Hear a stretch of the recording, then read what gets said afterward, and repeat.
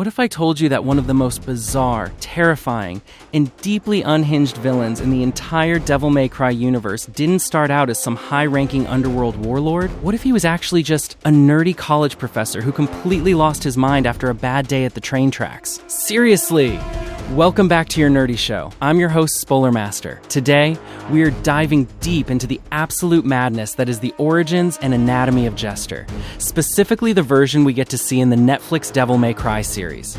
Now, if you're a longtime fan of the franchise, you probably know the name Arkham, but the way this specific version of the character evolves from a desperate, terrified dad into a literal, flesh-eating demon clown, it is a wild ride from start to finish. So, grab a drink, get comfortable, and let's break down how John Arkham became the monstrous Jester, what his bizarre body can actually do, and why his story is way more tragic and twisted than you might remember.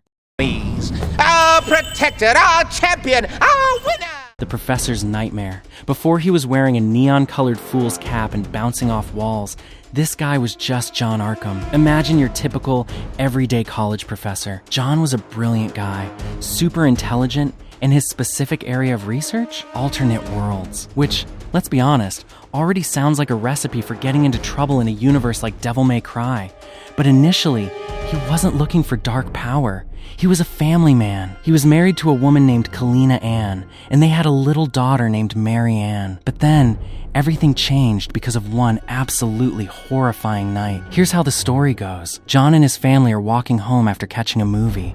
Just a normal, happy family night out, right? Suddenly, out of nowhere, a literal demon ambushes them. Now, how would you react in that situation? Most of us would freeze up, and that's exactly what happened to John. He completely locked up in sheer, paralyzing shock. But his wife? Kalina? She didn't hesitate for a second. She instantly threw herself in front of their daughter, Mary, ready to give her life to protect her child. And then, a stroke of pure, chaotic luck happens. Before the demon can tear them to pieces, a passing train hits the demon and kills it on the spot. Talk about a crazy deus ex machina, right? But the nightmare didn't end there. The family, completely traumatized, runs to the local police station to report the demon attack. And what do the cops do? They literally laugh them right out of the station. They think the Arkhams are completely losing it. I'll call it the Ballad of Nilo.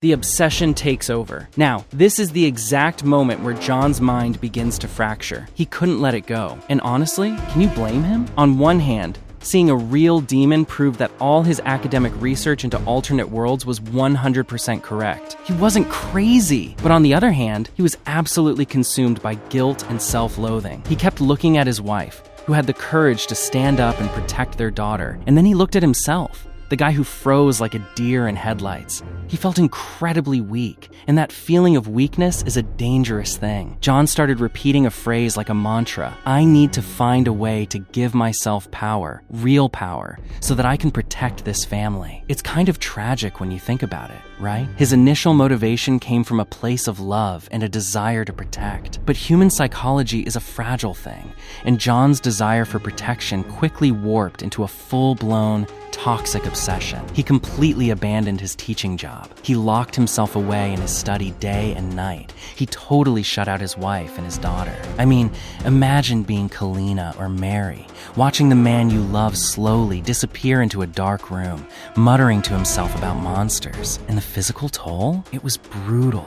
As John's obsession grew, his health just completely plummeted. He stopped eating right. He became intensely skinny, and his hair started falling out. He was literally wasting away, turning into a ghost of his former self. Let me show you what I mean by too far gone. Eventually, John somehow manages to get his hands on a literal demon's arm. Don't ask me where a disgraced college professor buys demon parts, but he got one. And he started experimenting on it, trying to synthesize a serum that could bridge the gap between human and demon. The point of no return. This all builds up to one fateful, horrifying night in the Arkham household. John's wife, Kalina, decides she's had enough. She goes into his study to try and reason with him, to bring her husband back from the edge. But John is already completely lost to the darkness. A massive argument breaks out, and it gets violent. They're fighting, screaming, and right in the middle of this chaos, little Mary walks into the room. Kalina, being the amazing mom she is, immediately drops her guard to comfort her terrified daughter. And John, the man who wanted power to protect his family, he sees his wife distracted and uses that exact moment to seize his opportunity. He injects himself with the demon blood serum. The transformation is instant, and it is grotesque. The humanity is completely drained out of him, and he mutters about needing to combat the darkness before turning into a literal monster. And the worst part? The very first thing he does as a demon is turn on his own wife. He attacks Kalina, kills her, and guys, it gets so dark here. He actually eats her corpse right there on the floor. And remember, Mary is right there. She is watching her father turn into a monster and devour her mother. Mary tries to fight him off, showing incredible bravery for a kid, but she's obviously completely overpowered. During the frantic struggle, a fire breaks out, completely engulfing the building. Mary manages to escape into the night, looking back at the roaring flames, believing that her father burned to death inside. But as we know in the Devil May Cry universe, nothing ever stays dead that easily. The anatomy of a transformation. So, let's talk about what actually happened to John's body, because his physical transformation is wild. We can break his look down into 3 distinct phases: his human form, his initial demon form, and his stabilized Jester form.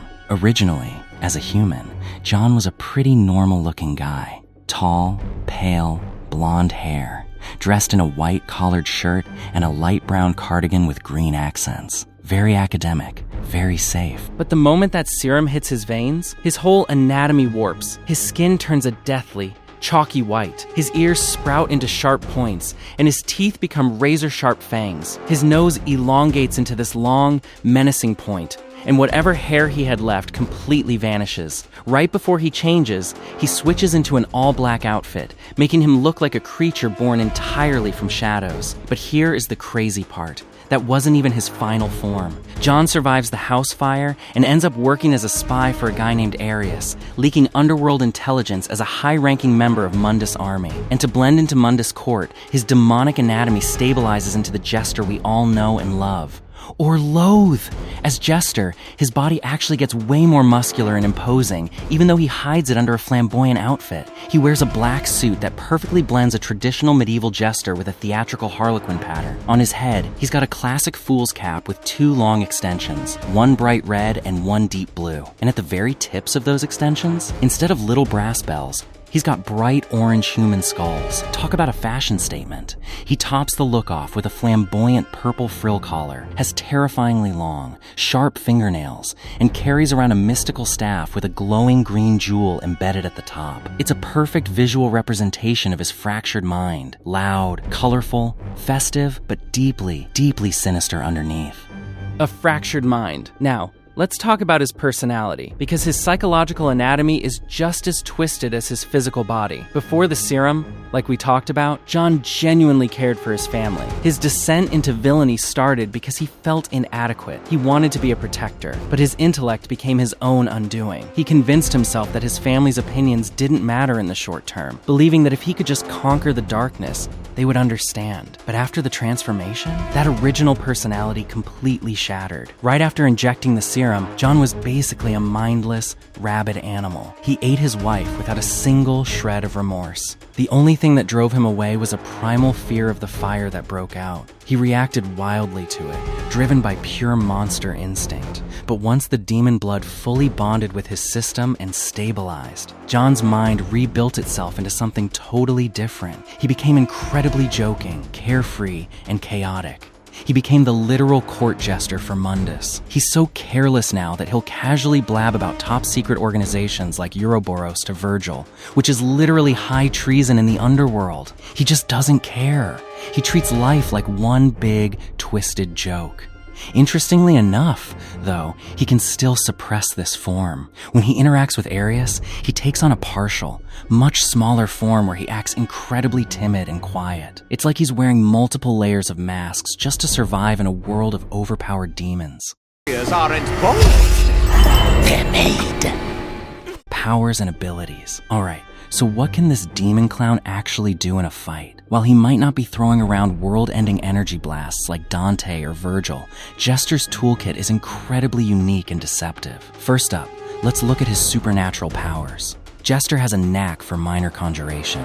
Now, this isn't high-level reality warping, but it's incredibly useful for a chaotic performer. He can literally manifest objects out of thin air. Need a place to sit? Bam! He conjures a plastic chair. Want to play a creepy tune? He pulls out a small harp. He can even manifest a marat, which is that little stick with a jester head on it. It's all about psychological warfare and messing with his opponent's head. He also possesses the power of transformation. Like I mentioned earlier, he isn't stuck in his massive, hulking demon form all the time. He can seamlessly shrink his presence down into a smaller, more human-like disguise, which makes him the ultimate spy for Ouroboros. But where he truly shines is his raw physical abilities. Jester possesses superhuman speed. And when I say fast, I mean ludicrously fast. In the animation, he can move from one pillar to another so quickly that he becomes a literal blur to the naked eye. If you break it down frame by frame, it takes him anywhere from just 2 to 4 frames to cross an entire room. You blink,